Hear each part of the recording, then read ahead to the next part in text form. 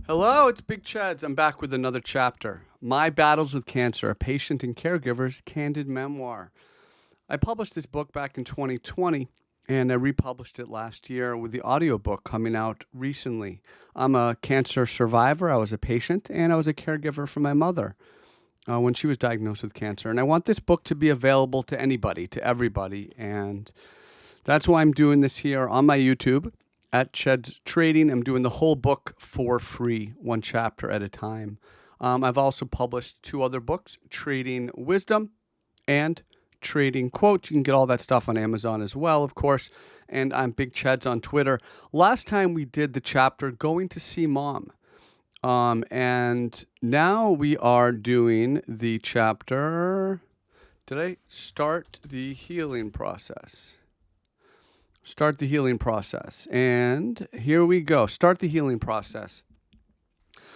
Deciding that it would be best to try to follow a normal routine rather than to dwell on Mom's medical situation, I jumped right back into the computer to get some work done once I got home.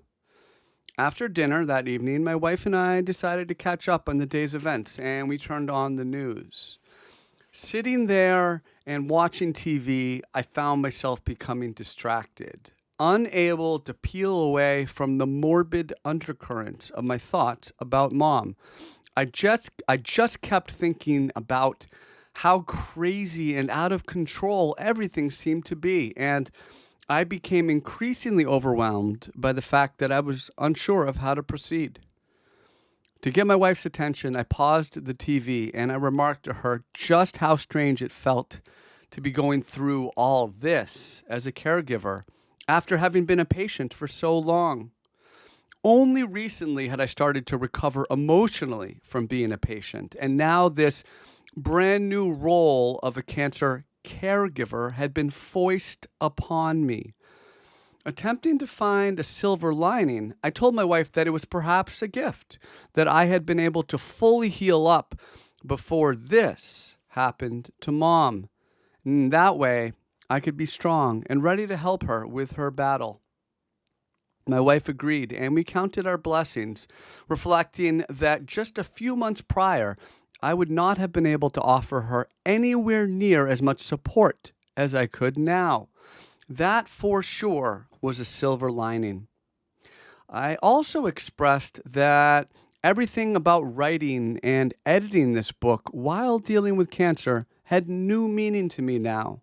The stakes were much higher than before. Later that night, I called my mom for an update, and I heard some encouraging news. She told me that the chest scan had not revealed any new tumors, and that made us both feel a lot better. She then asked me to go to her house and to mow the lawn instead of visiting her that following day, as they were preparing her for a colonoscopy. I have always enjoyed spending time at my childhood house, exploring that big backyard I used to run around in with those massive trees that I climbed as a kid. My mother is also an avid gardener, as I am, and that's where I got my green thumb. And I was looking forward to touring her gardens and watering them while she recovered. Once I arrived at the house, I went inside to grab a few of my things and grab a few things that Mom had asked me to retrieve, as well as to clean up a little bit. Since I was old enough to remember, I have been mowing this yard. As I began to make my way through the front yard, memories of my childhood slowly flooded back. I thought about everything I'd been through this year and everything my mom had been through in the last few days, and I just let it all simmer as I gave the lawn a haircut. As I continued to mow at a good pace, with the sun beating down on me, I was sweating profusely, and I soon realized how dumb I was for not bringing either a hat or sunglasses with me that day. However, the physical exercise felt great, as it had been a long time since I had been able to get a good sweat through exercise. Along with all the great exercise, I was having a productive brainstorming session, thinking about all the things I wanted to add to this cancer memoir from my chemotherapy treatments. I was also formulating ideas from this new period as a caregiver. This process continued for the next hour or so, and I worked on one part of the yard. I cooled down with a glass of water, and then I would record my thoughts before checking in on the stock market. Sometime in the middle of completing my task, I ran into my neighbor from across the street. This is the woman who had taken Mom to the ER just a few days prior, and I thanked her for being there for Mom at the right time, and she said it was no big deal. This lady and my mom are close friends and have known each other forever, being neighbors for more than 30 years. We talked about how Mom was doing, and then the neighbor remarked that she was surprised at how well Mom seemed to be holding up when they touched base. It was wonderful to hear that she also noticed Mom's improved spirits, just as I had when I saw her joking with the hospital staff. It felt great to finish both the front and the back lawns, as I knew that Mom was not expecting me to mow the entire yard in just one sitting. When someone you love is in a really tough place, it feels nice to be able to do something for them. As a caregiver, we often feel so helpless to make things better for the ones we love. And it's important to take pleasure in anything we can control, such as doing a simple kindness like mowing the lawn. After putting the lawnmower back in the garage, I headed for home completely wiped out. And when I got there, I found a letter in the mailbox from the insurance company. My wife had recently switched jobs, and so we filled out some benefit forms and applied to change life insurance plans. After setting up her coverage, we filled out an application for my coverage as well. Upon opening the letter, I was surprised to see that I had been denied a life insurance policy due to my pre-existing condition of lymphoma. It seemed so obvious to me while reading that rejection letter, but it was not so obvious when I filled out that application form. I figured that even with my history of lymphoma, I could get at least some life insurance. After all, I was still young and otherwise quite healthy. That's when it really hit me. I was defective, and I would never get back to my life as an untarnished human being. This was yet another reminder of the uncharted road that lay before me, adapting to my new life post-chemotherapy. With so much going on, I needed to unwind, so I grabbed an editing copy of this book and I walked over to a local bar for a drink. The bar was rather empty that evening, which was nice, as I wanted to concentrate on the book and not get distracted by other people. And once I ordered my drink and some food, I got right down to work. A little while later, the bartender asked me what I was doing, and I explained to him that I was writing a memoir on having cancer.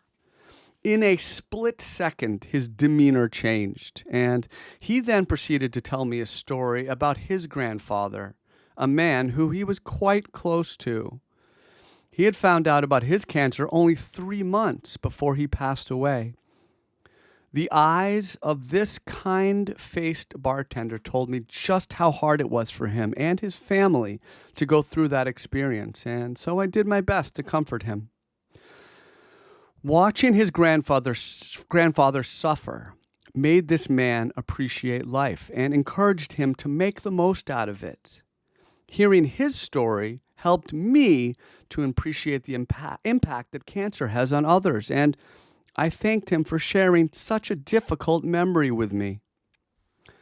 The following day, I returned to the hospital to visit Mom and to see how she was holding up. I was really looking forward to catching up with her and getting the latest information from the doctors, as I was feeling out of the loop after spending a whole day away from her. On the way up, I decided to skip the elevator and take the stairs, and I soon rediscovered that workout feeling I had while I was mowing the lawn. The first few flights of stairs went by rather quickly, but by the fourth, I had started to slow down quite a bit. As I was catching my breath, I came upon a group of doctors huddling close together.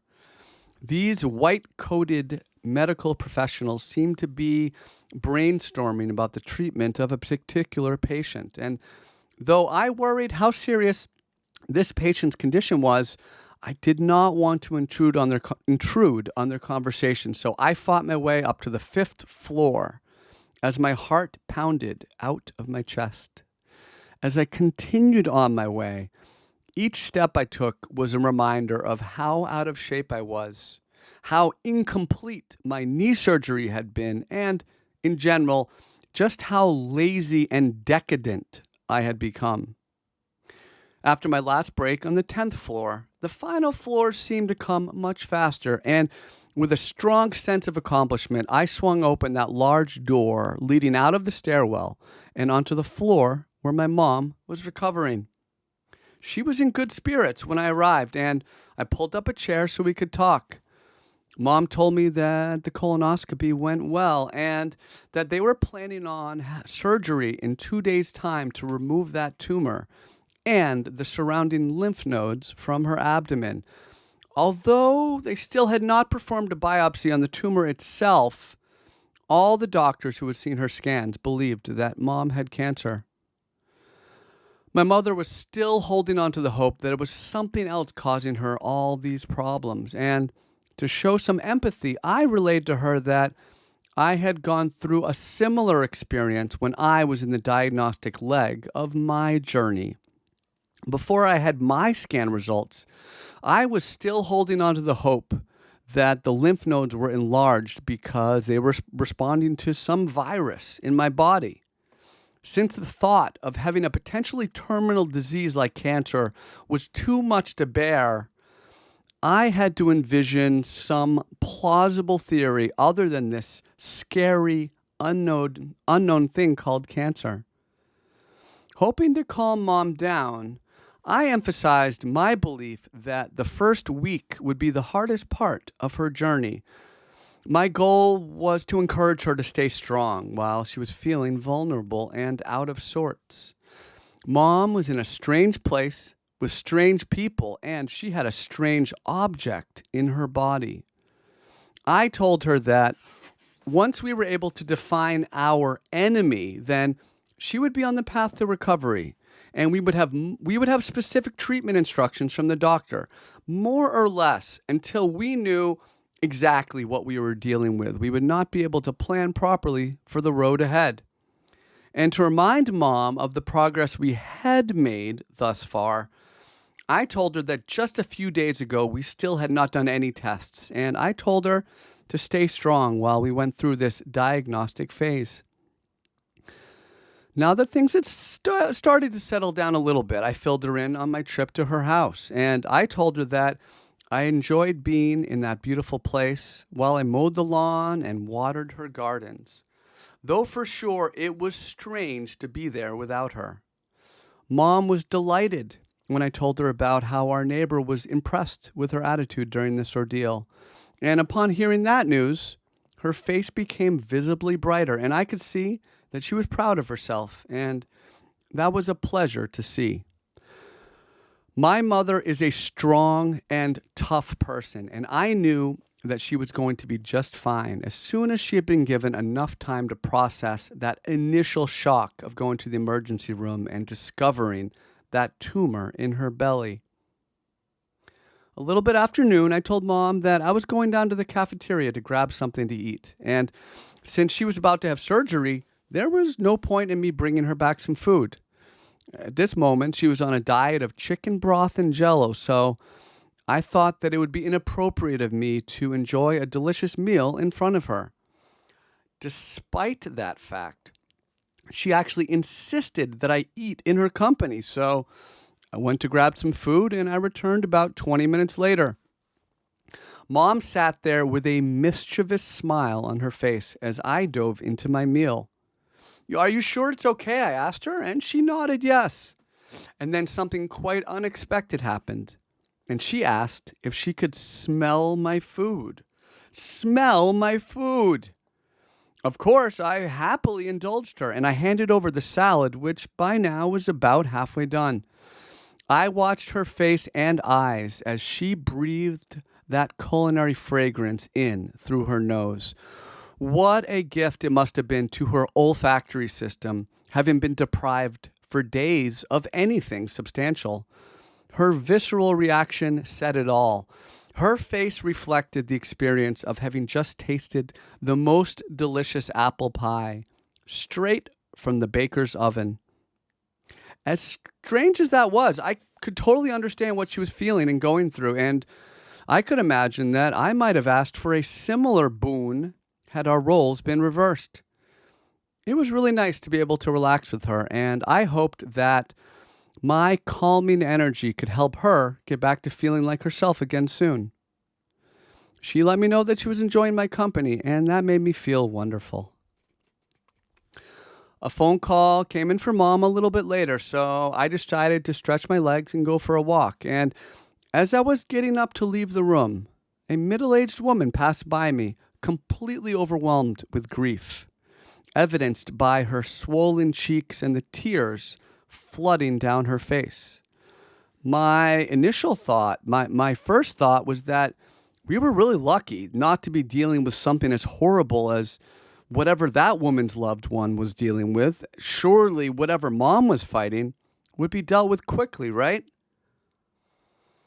As I made my way through the nurse's station, I smiled at the staff, and then I pushed on those large doors separating her wing from the rest of the floor. Time for a deep breath. Next, I walked over to a large waiting area for the guests, and as I slowed down to survey the area, I observed what seemed to be a family of 4 visiting their kin. It was hard not to be touched. I could see through their body language just how much they had been impacted by their loved one's illness. Experiences like seeing that family in that waiting area, or the woman who cried on her husband's shoulder before my radiation session, showed me raw and vulnerable sides of human emotion. Those moments taught me how important it was to be there for Mom. They taught me why I should do my best to relate to her, that I understood much of what she was feeling, having gone through some of it myself. Walking this path of a caregiver was inspiring me to one day volunteer at the hospital, and that way I could make a difference in others' lives while helping to further my own healing process. As I returned from my walk, I found Mom waiting for me, and she was smiling and holding a copy of People magazine. I continued my work on this book while she read her magazine, and we just chilled out and relaxed for a while before it was time for me to head home. As I was packing up my bag and preparing to say goodbye, she told me to sit back down for a quick story. The gastroenterologist had told her something interesting after performing the colonoscopy. Her tumor had been growing for almost 9 months, which meant that it started approximately the same time as my cancer. It was amazing that we both got cancer at the same time. The biggest difference was that my cancer was aggressive and hers was not. What a thing to have in common with your loved one. Next chapter will be taking care of Mom. This was Start the Healing Process. This is my battles with cancer. A candid patient and caregiver's memoir. I was a cancer patient and a caregiver. My mother was diagnosed with cancer, and I write about my journey, hoping it can help other people, and that's why we're here. I'm recording the book one chapter at a time for free, doing the whole thing for free. You can get it on Amazon, of course, Kindle, audiobook, paperback. I also have 2 other books if you're interested, Trading Wisdom, Trading Quotes. Those are also available on Amazon. I'm Big Cheds on Twitter, which is where most people know me from. And of course, Cheds Trading on YouTube. So, folks, thank you so much for listening. And I will be back with another chapter soon. Take care.